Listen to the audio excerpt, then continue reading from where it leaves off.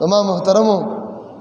یاد ساتئ که موږ او تاسو د الله په دین باندې غیرت ونه کړو مظلومینو آه او بکا مو ونه ریدله او نن موږ د خواب غفلت نه بیدار نشو ور یاد ساتي الله زموږ هیڅ پروا نه ساتي خدای پاک بمداسي هلاک کی څنګه چې الله نور قومونه تباہ کړو رسول الله صلی الله علیه وسلم بخاری کې راځي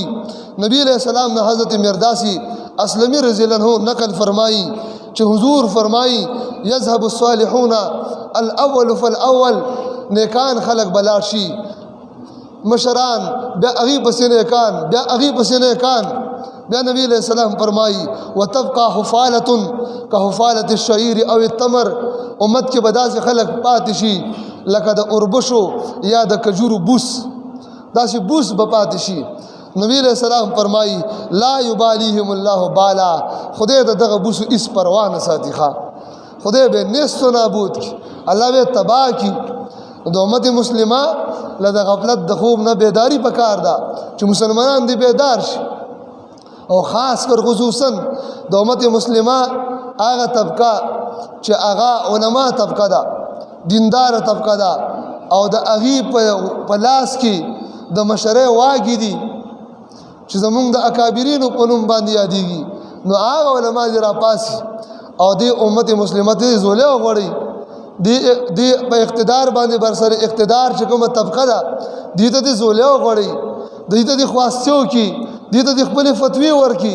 مونږ دا نه وایو چې خامخا د مشران نیم ټوپک راوالي دې هم اسلحه راوالي ستاسو فتوا هغه اسلحه ده ستاسو فتوا هغه ټوپک دی تاسو فتوا ورکي امت مسلمه را بیدار کړي زما محترمو عجیب خبره ده چې علما د علماء طبقه دومره کمزوري خبرې کوي ته به کنه دي کتابونو باندې اسی تیر شوی دي او ته به کنه دي په دې کتابونو نه دي پی هغه دغه زموږ استادان دي دا کتابونه موږ دی نه ویلي موږ خدای په کړو تاسو نه پیږي ولی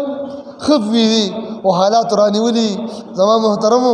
حالات چې ارڅنګ شي زموږ استاد مرګ زموږ استاد جون زموږ استاد سختی زموږ استاد نرمي دا د چا په قبضه قدرت کې دا وایا الله تعالی مرګ او جون دا د خپل نیټه نه مخ کې ورستا نشتا او سختی نرمي دام الله پاک تقدیر کې مقرر کړی دا موږ تاسو تقدیر باندې کلک ایمان دی نو بیا ولې د حالات نسړې مرغوب شي د حالات سره ولې بیا متاثر شي حالات نه انسان بیا ولې اثر والی زستاسو په واسطه سره محترمو د ټول پاکستان په ټول علماء باندې आवाज کوما ټول علماء باندې دا आवाज کوم د پاکستان په ټول علماء باندې خصوصا دیوبندی مکتب فکر نه چې دیوبندیت نوم د غیرت ای خو به هر میدان کې کده شاملی په میدان کې د انګريز او د برتانی خلاف دیوبند ولاړو اغي مقابله کړی دا اغي جهادونه کړی اغي شهادتونه ور کړی کده روس مقابله وا دغه دیوبند بچي ولاړو کنن امریکا تیس نشوا الله پاک ذلیل او خوار کا سره د حواریینو الله پاک تباہ و برباد کا او الله ذلیل او خوار او استلا نو هغه د دیوبند بچو نو دیوبند دا تاریخ د غیرت نړک دی خصوصا دیوبند علما دیوبند ته منسوب علما ته مونږ په دې ټولو باندې आवाज کوم عوامو ته مونږ خپل غاړه خلاص کړی دا خو دغه علما باندې आवाज کوم چې د خدای د پاره قرباني ته غاړه کړي او که تاسو نور هیڅ نشئ کولی تاسو نه مونږ پوښتنه کوم تاسو نه مونږ سوال کوم آیا چې کوم کتابونه مونږ ویلي تاسو راته ښودلي مونږ د تاسو نه زده کړي زمونږ په دې ټولو کتابونو کې لیکلی شوي د دغه کتابونو د فقهاو د دغه تصریحاتو مطابق په مونږ او تاسو ټولو باندې د امت مسلمه دا مظلوم امت د ظلم نه خلاصوالي دپاره جهاد فرض نه دی مونږ او تاسو باندې قتال فرض نه دی مونږ او تاسو باندې خلافت احیا او ژوندي کول او شرعي امارت فرض نه دی دغه کتابونو ته وګورئ لږ سر د خپل سر په دې خپل ګروان کې ورخته کوي لږ سوچ نه کار والی زما محترمو نن امت دغه طبقه اوده پرته ده غافله پرته ده خو یاد ساتئ که موږ او تاسو ایخ نشو نو ډېر خلک به دا وایي چې بس جهاد ګنې ختم شو جهاد ختم شوی نه دی ښه جهاد صرف افغانستان کې خو نو موږ او تاسو باندې کشمیر جهاد فرض عین دی داسې را باندې فرض دی لکه د جمعې منشي اوس موږ او تاسو خو ښه داسې را باندې فرض اول فرض دا په حکمران وخت باندې دی اول فرض حکمران وخت باندې دا جهاد د کشمیر که د فلسطین او که د ټولې دنیا د طرفه دی دا په دې باندې فرض دی چې د امت سرمایه خوري پیسې خوري خزانه لوټ کوي نو دوی به دا جهاد هم کوي او د هغې نه وروستو بیا علما دویمه ذمه داره طبقه علما ده که دوی دا جهاد نه کوي علما دې راپاسي خپلې فتوې دې صادرې کړي کني خپلې کمیټې دې جوړې کړي خپل جماعتونه دې جوړ کړي او کشمیر د ازادۍ دپاره صرف دې دپاره نه چې کشمیر د پاکستان حصه جوړه شي نه هغه الله ته ځمکه نه ده مطلوب مظلومین دي د مظلوم مدد په موږ تاسو باندې فرض دی بیت المقدس زمونږ د غیرو او د کافرانو په لاس کې ده په قبضه کې ده زما محترمو زه په دې ټولو علمو باندې ستاسو په وساطت سره اواز کومه چې بیدار شي که زمونږ دغه فتوا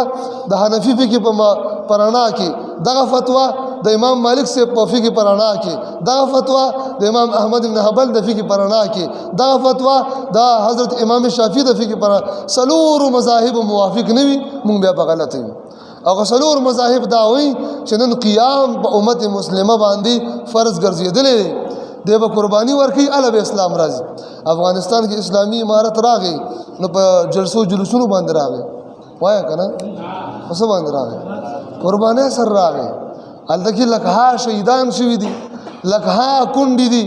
لکها یتیمانان دي او د زرګونو د لکونو شهداو بدنونه اوسه پورې چاته پته نه ده لګېدلې چې چېرته لاړل او چېرته غیب شول او زرګونه تعداد شهدا شهیدان شوي دي ژوندي خاورو کې ډوب شوي دي د هغې پته هم نه ده لګېدلې اوسه پورې د هغې اډوکي د دشت لیلا په هغه میدان کې شګو کې اوس روزي ښکاره کېږي او زرګونه تعداد کې بندیان په لسګونه کاله هغې بندونه تیر کړل تکالیف یې تیر کړل کورونه وران شول بلا شي تجارتونه او سرمایې تباه شوي د هغې نه وروستو الله پاک امت مسلمه ته بیا یو ځلې عظیم نعمت د امارت اسلامي په شکل کې نصیب کړ نو زمونږ دا یاران چې کوم دي اتې ورځ پرون نه بل ورځ ما ته یو یار راغلی نو هغه بل څه د مسلې پوښتنه کوله خو بیا وایي چېرې زه خو جماعت اسلامي سره یم او که تاسو مونږ سره څنګه څه قسمه مدد کول غواړئ نو کولی شئ ما ورته خبر نه چې زه تاسو سره هېڅ مدد ته تیار نه یم تاسو سره بالکل زما مدد ته تیار نه یم تاسو ما ته وښایي 4 کاله کې 1 انچ د پاکستان باندې اسلام راوستی دی تاسو نه پوښتنه کوم وایه چا راوستی دی زه وایم د منبر نه وایم او دا خیال ساتي جون مرګ پته نه لګي 4 کاله خو پرېږده چې 4 کاله وشي اسلام را نه ولي دا څه ګپ خو نه دی ته په 4x4 ګاډو کې ګرځه او په بنګلو کې اوسېږه ایسي ته په نرم پوم باندې ځه او خوراکونه کوه مزې کوه او بیا جلسو که زنده باد او مرداباد امریکا مرداباد او پاکستان زنده اسلام راغی ول دا څه ګپ دی څه اسلام په دې کې څو نه راځي محترمو دې خیالاتو نه وځئ ښه این خیال است و محال است و جنون است دا خیال دی داسې تصورات دا لیونتوب دی که څوک وایي چې په دې راځي زه خو بار وایم په خوب لیدلو پابندي نشته خوبونه یې نه خوب کې څوک عرش ته مخیږي خطې شي نو که خوب کې څوک په دغه طریقه باندې ځان د ظلم نه خلاصوي او اسلامي نظام راولي په خوب پابندي نشته ښه او 4 کالو تجربې دا ثابته کا چې دغه طریقې کار مکمل بیکاره شوی دی دا مکمل نه انفټ دا مکمل ایکسپایر دی دا مکمل بالکل یو فضول کار دی فضول دا د وخت ضیاع ده ښه په خبره باندې مونږ خپله کې نښتي یو خپله کې لګیا دی نو یاد ساتئ کوم مولیان چې تاسو ته دا دوکه در کول غواړي چې په اوټونو باندې به اسلام راځي او تاسو ته مونږ اسلام تاسو ته وایم په دې نظام کې چې چا حصه واخیسته د الله په ذات قسم قرآن به ستا مقابله کې په ورځ د قیامت د محشر په میدان کې ولاړ شي که ستا خلاف قرآن ودرېدو نو مونږ هلاک یو که هلاک نه یو د نجات امید شته نو قرآن به خپل دشمن ګرځو که دوست به ګرځو چې دوست ګرځول غواړئ نو د امارت اسلامي سره به تعلق ساتو د مجاهدینو سره به تعلق ساتو قرآني او ښکلي نظام سره به تعلق ساتو نو دا لګیا دي وروره اوس مونږ ته اسلام راولي په الواګانو کې او د خیراتونو په دیګونو کې راټول شه مشوره کو کې ګونو خره اسلام راغی دعا کا نہ جناب یہ بلبلوں کا صبا مشہد مقدس ہے یہ بلبلوں کا صدا مشہد مقدس ہے قدم سنبھال کے رکھیو یہ تیرا باغ نہیں ہے دا ستا باغ نه دی ګورې دلته وینې توی شوي دي په اسلام باندې وینې د حضور مقدسې وینې توی شوي دي د صحابو مقدسې وینې توی شوي دي د امام احمد بن حنبل په ملا باندې د سرمنې کوړې لګېدلې دي امام ابو حنیفه کوړې لګېدلې دي په دې په ګلشن کې د امام ابو حنیفه جنازه د جیل نه وتې ده د امام احمد بن حنبل جنازه د جیل نه وتې ده زمونږ د سلګونو نه د زرګونو نه د لکهاو شهیدانو قربانۍ دي ال اسلام دې ځای ته رسېدلی دی که تاسو ته څوک دا تصور درکول غواړي چې اسلام قربانۍ نه بغیر راځي اسلام قربانۍ نه بغیر راتلونکی نه دی قربانۍ سره راځي محترم لہذا زما محترم ایک شي د خوب نه اوس هم الله پاک مونږ ته وخت راکړی مرګ او ژوند هېڅ پته نه لګي د الله پاک د دین دپاره خدمت وکړئ د الله پاک د قرآني نظام دپاره خدمت وکړئ څوک به دا یاره بس جهاد ما درته ویل جهاد ختم شوی نه دی اوس خو الله پاک مونږ ته یو مرکز راکړه د سا اخیستلو یو ځای الله پاک راکړه د سر سورې الله را نصیب کړو مونږ چا یو ځای کې هم نه پرېښودو اوس به انشاءالله مونږ او تاسو به د الله په مدد سره به انشاءالله په دهلی باندې به دا کلمې جنډه لګو انشاءالله د اسلام جنډه په دهلی لګي انشاءالله او د امام مهدي په مرګرتیا کې به انشاءالله په بیت المقدس باندې جنډه لګي انشاءالله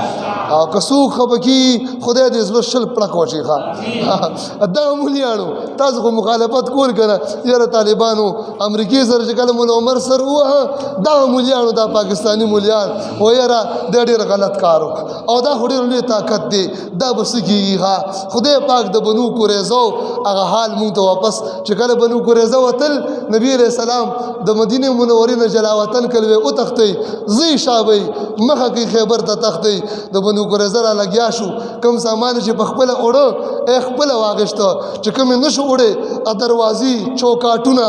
خپل ماتول چې مسلمان ته فایده وانلی چې کله امریکایان د کابل نه وتل مو په خپل سترګو وکتل چې هلیکاپټر ماتي پروف گاډي ماتي دې لپاره چې مسلمانان ته فایده وانلی د خپل اکاګانو مشرانو تاریخ تازه نه کړ نو دیوم د خپل مشرانو تاریخ تازه کړ او زما مجاهدم د پیغمبر علی السلام تاریخ تازه کړ الحمدلله نو چا دا نه ویلي امریکای ته ګوره دا دومره ټکنالوژي ته طالب سره سو قسم دې ایسور سره نو خو د الله مدد ور سره مونږ به الله باندې اعتماد دی د الله په مدد به ان شاء الله دا شرکی بوتان ټول مونږ ماتو ان شاء الله